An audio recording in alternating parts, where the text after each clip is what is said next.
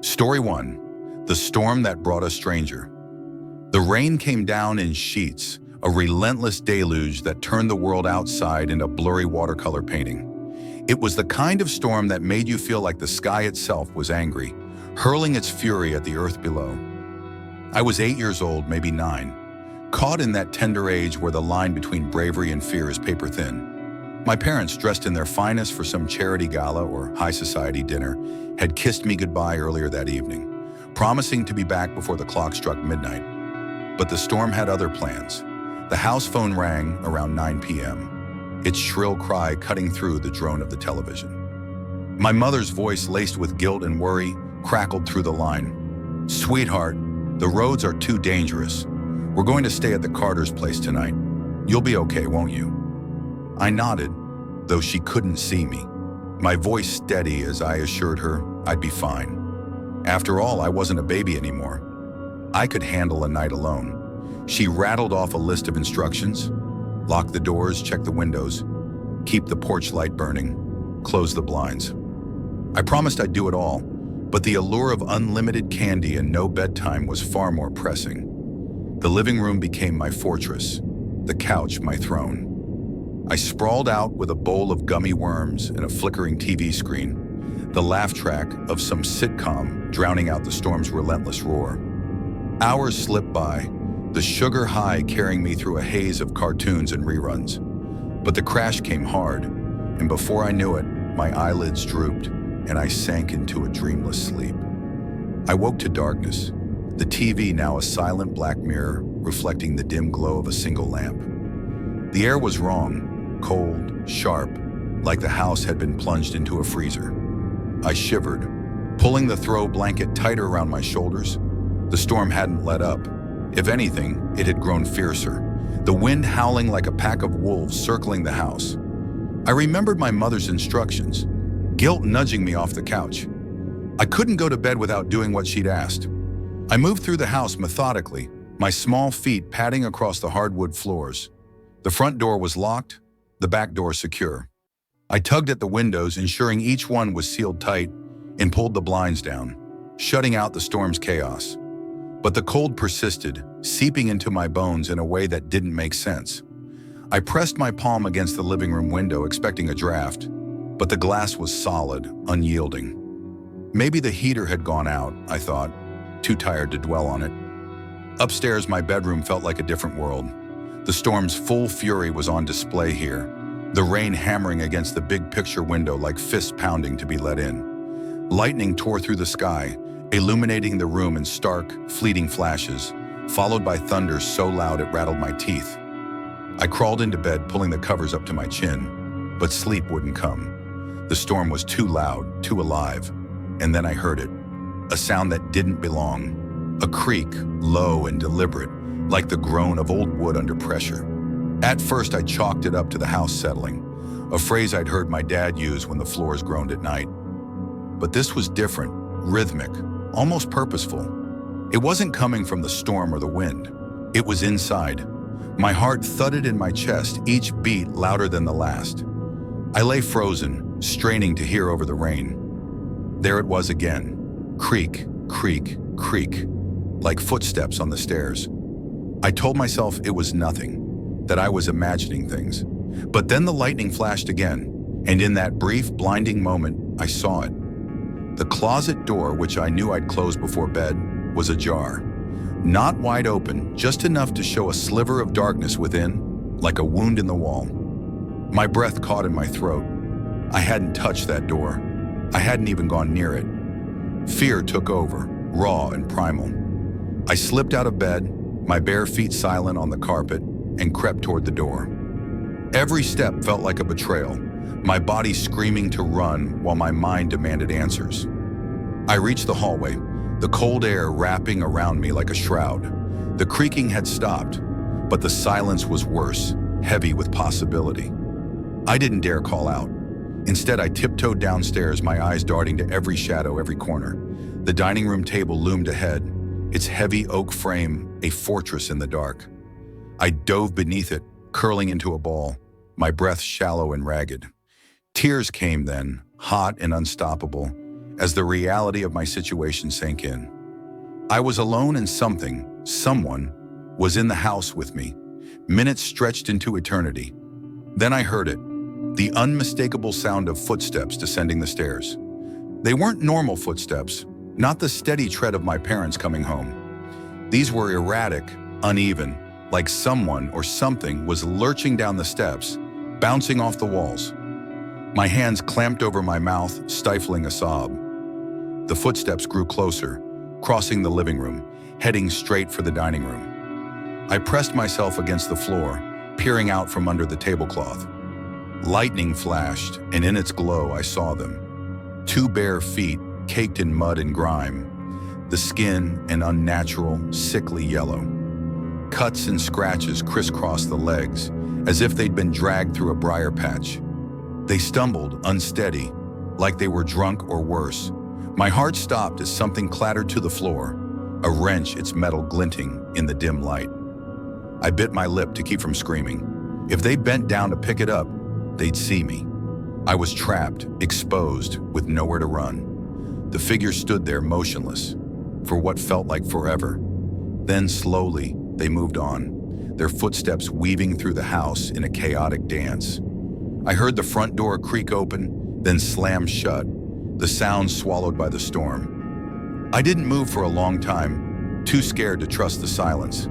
When I finally crawled out, my legs trembled so badly I could barely stand. I grabbed the wrench, hiding it in a drawer, terrified my parents would find it and know I'd failed to lock the doors. The next morning, I locked everything tight, climbed into bed, and pretended nothing had happened. I didn't tell my parents for years, not until I was old enough to understand the weight of what I'd experienced. They were horrified, guilt-ridden, but by then the trail was cold. The wrench was gone, tossed out, or lost in a move. The memory, though, never faded. It shaped me, carved a permanent scar across my childhood. I slept with a nightlight until I was 16, and even now as an adult, I check the locks twice before bed. The storm may have passed, but the stranger it brought lingers in the corners of my mind. A ghost I can never quite shake. Story 2. The Man in the Rain. The rain was a living thing that night, a ceaseless, pounding force that turned the world into a gray, shimmering haze. I was 15, caught in that awkward limbo between childhood and adulthood, where rebellion and responsibility waged a constant war. My parents were asleep upstairs, blissfully unaware that their daughter was wide awake, tormented by the sound of raindrops drumming against the roof. For most people, rain is a lullaby, a soothing whisper that coaxes them into sleep. For me, it was torture. My medical conditions, panic attacks, fainting spells, and a peculiar need for absolute silence made nights like this unbearable. I lay in bed for hours, staring at the ceiling, willing the noise to stop. But the rain was relentless, each drop a tiny hammer striking my nerves. By 1 a.m., I gave up. Sleep wasn't coming, not tonight. I needed to move, to burn off the restless energy coiling inside me. That's when the idea struck, a walk in the rain. It wasn't the first time I'd done it. My parents, ever understanding, had encouraged these late-night strolls, knowing they calmed me when nothing else could. We lived in a quiet, affluent neighborhood, the kind where the biggest scandal was a misplaced recycling bin. A sprawling public park bordered our backyard, its paths lit by soft, amber streetlights. It was safe, familiar, mine. I slipped on a rain jacket, leaving my phone behind to avoid the temptation of a glowing screen. The back door clicked shut behind me, and I stepped into the storm. The air was cool, the rain a steady patter against my hood. I followed the familiar path into the park, the trees swaying gently in the wind, their branches glistening like they'd been dipped in silver. For the first time that night, I felt at peace. The world was quiet, save for the rain, and I was alone with my thoughts. I walked for 20 minutes, maybe 30, letting the rhythm of my steps lull me into a meditative state. My eyelids grew heavy, a sign that sleep might finally be within reach. I turned back toward home, cutting through the park's central clearing. That's when I saw it, a dark shape sprawled across the road that ran parallel to the park. At first I thought it was debris, a garbage bag blown astray by the wind. But as my eyes adjusted, the shape took form. It was a person lying face down in the middle of the street, motionless in the pouring rain. My stomach twisted, a sick, heavy feeling settling in my gut. No one would lie there like that, not in this weather, unless something was terribly wrong. Images of car accidents, of broken bodies, flashed through my mind. I wanted to keep walking, to pretend I hadn't seen anything, but my parents' voices echoed in my head. If someone needs help, you help them. I took a deep breath and stepped toward the road, my sneakers squelching in the wet grass. As I approached, details emerged. The figure wore black pants and a dark plaid shirt, soaked through and clinging to their frame. It was a man, I assumed, though the rain blurred everything into ambiguity. The clothes weren't right for the weather. No jacket, no hood, nothing to shield him from the downpour. I was close now, maybe 10 feet away, my heart pounding so loudly I could hear it over the rain. Then it happened, a sound sharp and guttural, like a wounded animal's cry. It came from behind me, somewhere deep in the park's wooded edge. I spun around, adrenaline surging, my eyes scanning the tree line. Nothing. The rain and darkness swallowed everything beyond a few yards. I told myself it was a fox, a raccoon, something harmless, but the sound had been wrong, too human, too pained. I turned back to the road and my blood ran cold. The man was no longer lying down. He was sitting upright, his head turned toward me, his eyes locked on mine. In the dim glow of a distant streetlight, I saw his face, pale, gaunt, with a smile that wasn't a smile at all, but a twisted, predatory grin. My vision tunneled, the world shrinking to that single, horrifying image. I felt the familiar dizziness of an oncoming faint, but the rain's cold sting kept me grounded. Before I could move, he stood, his movements jerky, like a puppet on frayed strings. In his hand, glinting in the rain, was a kitchen knife, its blade long and wickedly sharp. "I'll kill you," he screamed, his voice raw and unhinged, cutting through the storm like a gunshot. He lunged toward me, his grin widening, and I ran. The wet grass was a traitor, slipping beneath my feet, slowing me down. I didn't dare look back, but I could hear him, his footsteps splashing through puddles, his ragged breaths growing closer. I veered away from home, unwilling to lead this monster to my family. Instead, I aimed for the park's wooded section, the same place where that eerie howl had come from. It was a desperate choice, but the dense trees offered my only chance to lose him. Branches clawed at my face as I plunged into the forest, the rain turning the ground to mud. My lungs burned, my legs screamed, but fear kept me moving. I didn't know if he was still behind me, and I didn't stop to find out. Deep in the woods, I spotted a massive oak, its trunk wide enough to hide me. I ducked behind it, pressing myself against the bark, my chest heaving as I tried to silence my gasps. Minutes passed, maybe 10, maybe 20. The rain was my only companion, its steady rhythm masking any sounds of pursuit. I peered around the tree, seeing nothing but shadows and swaying branches. My body ached, my mind raced, but I couldn't stay there forever. I had to get home. I took the long way, skirting the park's edge, sticking to the shadows. Every rustle, every snap of a twig sent my heart into my throat, but no one followed. When I finally reached my house, I locked the door behind me, collapsed onto my bed, and sobbed until exhaustion took over. The next morning, I told my parents everything. They called the police, who searched the park but found nothing. No man, no knife, no evidence. The howl, the man, the chase. It all felt like a nightmare, but the terror was real. I still walk in the park sometimes, but never at night, and never in the rain. Some wounds don't heal, and some fears never fade. Story 3. The River's Shadow. The forest was my sanctuary, a place where the world's noise fell away, leaving only the whisper of leaves and the rush of water. At 29, I'd spent years chasing solitude in Northern California's wild places, seeking out forgotten corners where I could be alone with my thoughts. Camping wasn't just a hobby, it was salvation, a way to quiet the chaos in my head. But after my breakup, that chaos had grown louder, a storm of regret and self-doubt that threatened to drown me. I needed to escape, to find a place where I could breathe again. I threw my gear into my truck without a plan, letting instinct guide me. My destination was a riverside spot I'd found years ago, a hidden bend reachable only by a rutted dirt road that wound through miles of empty wilderness. It wasn't a designated campsite, just a slice of untouched beauty where the river carved a path through ancient pines. I arrived in the late afternoon, the golden light filtering through the trees promising peace. But as I turned onto the dirt path, my heart sank. 2 trucks, a gray one and a white one, were parked near the trailhead, their presence an intrusion on my solitude. I considered turning back, finding another spot, but I'd driven too far to give up now.